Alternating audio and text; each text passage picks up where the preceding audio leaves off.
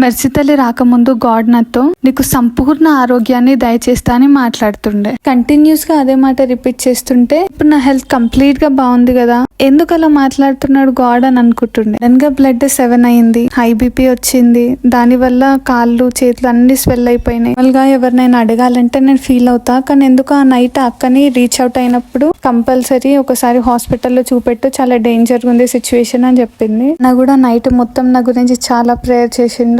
Maybe ఆ prayers వల్లనే ఈరోజు నేను ఇక్కడ ఉన్నానేమో. ఇంకా నెక్స్ట్ డే హాస్పిటల్కి వెళ్ళినప్పుడు మమ్మీకి తెలిసిన డాక్టర్ తన అయితే అనింది, అమ్మా నువ్వు కరెక్ట్ టైంకి వచ్చినావు, నిన్ననే ఒక ఆమె నీలాగానే సిచ్యువేషన్ ఉండే, పాపం సి సెక్షన్ చేసేటప్పుడు ఫిట్స్ వచ్చి వెంటిలేటర్ మీద పెట్టాల్సి వచ్చింది, ఇప్పుడు నువ్వైతే కరెక్ట్ టైంకి వచ్చినావు అని అనింది. నా హస్బెండ్ ఏమో దగ్గరగా ఉంటదని ఒక క్రిస్టియన్ హాస్పిటల్ కి తీసుకెళ్ళిండు. వాళ్ళు కూడా కొంచెం డేంజర్ గా చెప్పిండ్రు. ఇంకా సెంట్రల్ లైన్ పెట్టేసరికి చాలా భయపడ్డా, బట్ క్యాలెండర్ లో ఒక్క మాట నన్ను చాలా ధైర్యపరిచింది, నా కృప నీకు చాలును. అప్పటి వరకు ఉన్న టెన్షన్స్ భయాలు అవన్నీ పోయినాయి, గానీ కృప నీకు చాలును అనగానే ఎక్కడి నుండో మొత్తం పీస్ నా మీదకి వచ్చినట్టు అనిపించింది. అసలు మనం పేతురు లాంటి వాళ్ళమేమో. పేతురు దేవుని మీద నమ్మకం తోటి అంత పెద్ద సముద్రంలో నడిచిండు, కానీ ఒక గాలిని చూసి భయపడిపోయిండు. అసలు దేవుడు మనకి భయపడే ఆత్మని ఇవ్వలేదు, ఇంద్రియ నిగ్రహం గల ఆత్మనిచ్చిండు. మీకు ఎప్పుడైనా భయం అయితే ఒక్కసారి బైబిల్ ఇంకా మంచిగా ధ్యానించండి, తండ్రి తన పీస్ ని మనకు దయచేస్తాడు.